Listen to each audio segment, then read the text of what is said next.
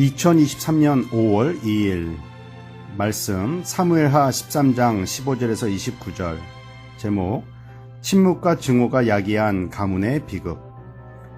이 상자를 어느 분에게 가져다 주면 좋겠어 라고 하면 별 생각 없이 전해줄 것이지만 이 상자를 어느 분에게 가져다 주라 부탁하면서 절대로 열어보면 안 된다라고 말한다면 그때부터 그 상자 안에 무엇이 들어있을까 궁금해지기 시작하고 도대체 뭐가 들어있길래 절대 열어보지 말라고 했을까 하다가 상자를 열어보게 됩니다.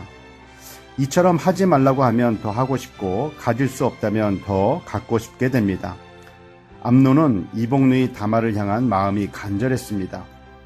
이룰 수 없는 사랑처럼 보여졌지만 그것은 사랑이 아니라 가질 수 없는 것에 대한 집착이었습니다. 암논은 억지로 이복누이 다말의 몸을 취한 후에 그의 행동은 정반대로 돌변합니다. 다말을 향한 미움이 이전의 사랑보다 더하고 종을 불러 다말을 죄인처럼 쫓아냅니다. 다말은 암논에게 이러한 행동은 나의 몸을 범한 악보다 더 악하다고 말했습니다. 암논의 행동은 자신의 욕망을 채우기 위해 여동생까지도 무참하게 짓밟는 악 그 자체였습니다.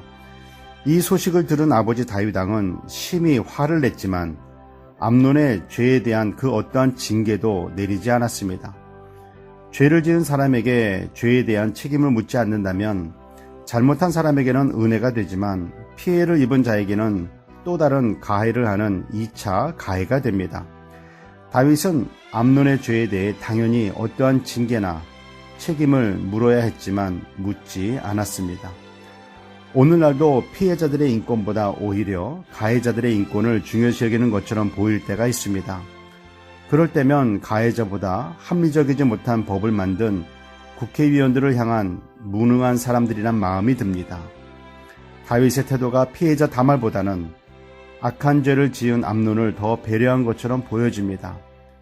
죄를 묻지 않는 다윗의 태도는 암논이 자신의 지은 죄가 얼마나 악한지를 깨닫지 못하게 했고 피해자인 다말에게는 2차 가해를 준 것이며 다말의 오빠 압살롬에게 역시 마음에 더 분노하게 했습니다. 아버지께서 암논의 죄를 벌하지 않으신다면 제가 벌하겠습니다. 압살롬은 아버지를 대신하여 동생을 위해 자신의 방법으로 암논을 벌여야겠다고 마음을 먹었습니다. 다말의 오빠 압살롬은 암논을 죽일 기회를 찾았고 만 2년 후에 종들을 시켜 압살롬을 죽였습니다. 만약 다윗이 암논의 죄를 크게 물어 징계했더라면 암논이 자신이 지은 죄에 대해 회개하고 다말에게 용서를 구했을 수도 있었을 것입니다. 또한 피해자 다말과 그의 오빠에게도 위로가 되었을 것입니다.